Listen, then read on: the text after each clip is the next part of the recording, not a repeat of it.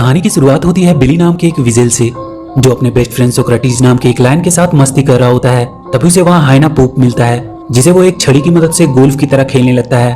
तभी वहाँ उसकी वाइफ बोनी आती है और उसे कहती है कि वो पानी लाने के लिए जाने वाला था, पर वो यहाँ टाइम पास करने में लगा हुआ है। वहाँ उस जंगल की क्वीन हाथी उनके पास आती है और कहती है कि इस साल उनकी नदियों में पानी नहीं आया है, जबकि हर साल तो इस समय तक नदियों में पानी आ जाता था, पर पता नहीं इस साल क्या हुआ। यहाँ से सीन शिफ्ट होती है और हम चार्ल्स नाम के एक चिकन को देखते हैं, जिसे कुछ ही देर में उसका शेफ डिनर में बदलने वाला होता है, पर वो किसी तरह से अपने आप को छुड़ाकर वहां से भाग जाता है। वो उसके शिप से बाहर कूदकर एक छोटे से बोट में आ जाता है, जहाँ उसे और भी कुछ एनिमल्स उस बोट पे मिलते हैं। उन सारे एनिमल्स को इंसानों की वजह से अपने घर को छोड़कर भागना पड़ा था। वो एक ऐसे जगह की तलाश में जा रहे होते हैं जहाँ अभी तक इंसान ना पहुंचे हों।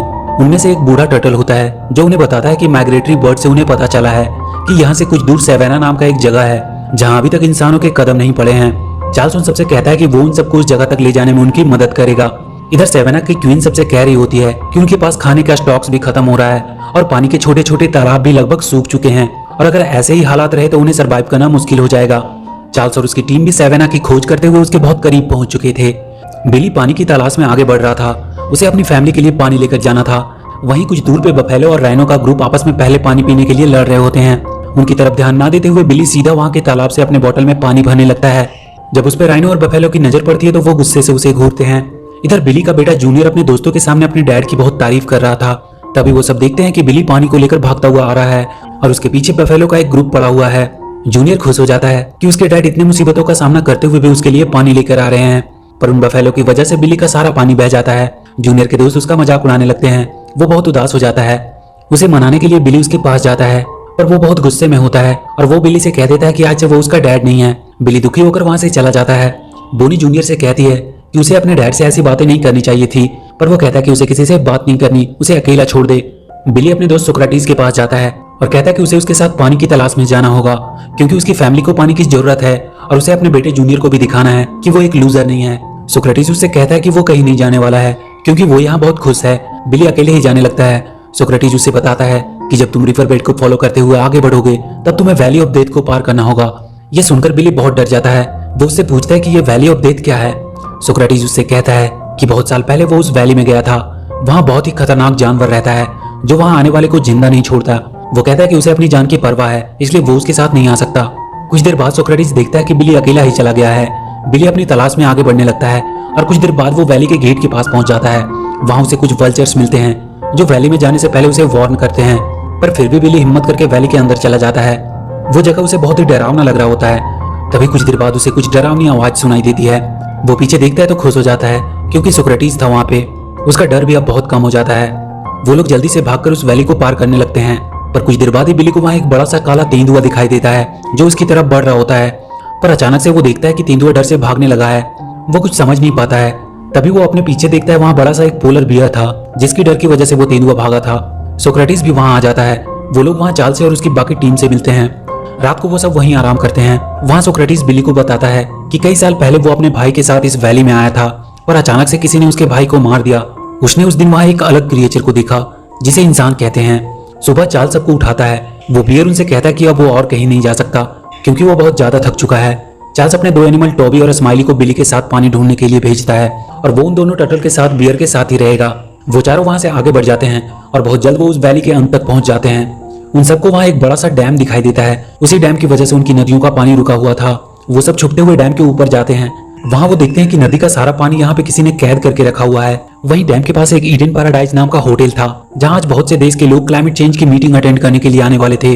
उस होटल का मालिक वहाँ आए हुए डेलीगेट्स को अपने होटल में अपना पालतू मंकी टोटो से उनका वेलकम कराता है। इधर एक वाटर बोट के सहारे वो चारों एनिमल होटल तक पहुंच जाते हैं। वो सब होटल के अंदर जाकर मस्ती करने लगते हैं। बिली और सोक्रेटिस वहाँ के कॉन्फ्रेंस रूम में पहुंच जाता है, जिसे देखकर वहाँ के सारे लोग बहुत डर जाते हैं। वो तुरंत होटल के ऑनर को कॉल करते हैं। ऑनर वहाँ का हंटर को आवाज देता है। हंटर अपनी बंदूक लेकर वहाँ आता है और बिली को शूट करने लगता है। बिली उससे बचने के लिए वहाँ के पूल में गिर जाता है, पर वो हंटर वहाँ का इजेक्शन बटन दबा देता है, जिससे बिली डैम के पाइप से होते हुए बाहर गिर जाता है। पर वहाँ उसे टोटो बचा लेता है। टोटो उन सभी एनिमल को हंटर से बचाने के लिए उस होटल के एक रूम में उन्हें छुपा देता है, पर वो सारे मिलकर उस होटल के कमरे को पूरी तरह से बर्बाद कर देते हैं। टोटो उन्हें समझाने आता है कि ऐसा करने से वो अपनी जान को खतरे में डाल रहे हैं। बिली उससे कहता है कि वो लोग यहाँ छुपे नहीं रह सकते, क्योंकि उन्हें उनकी फैमिली के लिए पानी लेके जाना है। टोटो उनसे कहता है कि उन्हें डैम के फ्लड गेट्स को खोलना होगा, जिससे उनकी नदियों में वापस से पानी जाने लगेगा।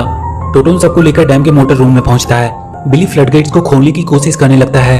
तभी वहाँ वो हंटर आता है और सोक्रेटिस को शूट करके बेहोश कर देता है। बिली से वहाँ का एक बटन दब जाता है जिसकी वजह से फ्लडगेट्स खुलने लगता है और वो भी उसमें गिरकर बहने लगता है और उसमें बहकर वो वहाँ से बाहर निकल जाता है। टोबी और स्माइली भी उसके थ्रू ही बाहर आ जाते हैं।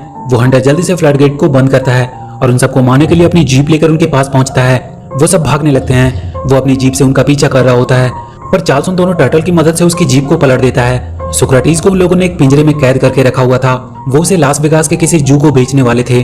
चार्ल्स वहाँ के बाकी सभी एनिमल से कहता है कि उसे सेवेना के सभी एनिमल से जाकर बात करनी चाहिए और उन सबको यहाँ बुलाकर इस डैम को तोड़ देना चाहिए। वो सब वापस से सेवेना जाते हैं और सारे एनिमल्स को इकट्ठा करके बताते हैं कि कैसे इंसानों ने उसके जंगल में आने वाले पानी को डैम में कैद करके रखा हुआ है और अगर अभी उन्होंने कुछ नहीं किया तो वो लोग बहुत जल्द खत्म हो जाएंगे। और अगले दिन हम बहुत से जानवरों के झुंड को डैम की तरफ बढ़ते हुए देखते हैं पर उनके साथ बफेलो और राइनो का ग्रुप नहीं था क्योंकि वो उनका साथ देने से मना कर देते हैं। वो सारे एनिमल डैम के करीब पहुंच चुके थे। तभी वो हंटर एक प्लेन में बैठकर वहां आता है। वो उन पर एक मिसाइल दागने वाला होता है पर तभी वो देखता है कि उसके पीछे टोटो है। वो उसे मारने लगता है और गलती से बटन दबने की वजह से वो मिसाइल वहां के डैम के पाइप के अंदर चली जाती है पर वो फटती नहीं है। टोटो किसी तरह उस प्लेन को लैंड करवाता है। उस होटल के मालिक का बेटा माया सोक्रेटिस को उसके पिंजरे से आजाद कर देता है और इधर चार्ल्स अपने एनिमल्स को डैम पे अटैक करने को कहता है। सब अपनी पूरी ताकत के साथ डैम को तोड़ने की कोशिश करने लगते हैं। तभी वो देखते हैं कि बफेलो और राइनो की टीम उनकी मदद के लिए आई है। वो सारे उस डैम को तोड़ने लगते हैं। डैम अब थोड़ा सा हिलने लगा था पर इतना काफी नहीं था। तभी बिली को वहाँ एक हाइना पोप दिखाई देता है। वो तुरंत एक लकड़ी के डंडे से उसे गोल्फ की तरह ही शॉट मारता है और वो सीधा जाकर के डैम के होल में उस मिसाइल को लगती है और वो फट जाती है। डैम अब टूटने लगता है। उसमें से पानी की फुहारें आने लगती है और फाइनली पूरा डैम टूट जाता है। सारे जानवर उसमें बहकर जंगल की तरफ जाने लगते हैं। सोक्रेटिस भी बिली के पास आ चुका था और उस दिन के बाद सेवेना में कभी पानी की कमी नहीं हुई। सारे जानवर वहाँ खुशी खुशी रहने लगे। माया और उसके डैड भी ये देखकर खुश थे और इसी के साथ ये मूवी यहीं खत्म हो जाती है। तो वीडियो अगर अच्छी लगी हो तो please do like and share the video and please subscribe to my channel and press that bell icon.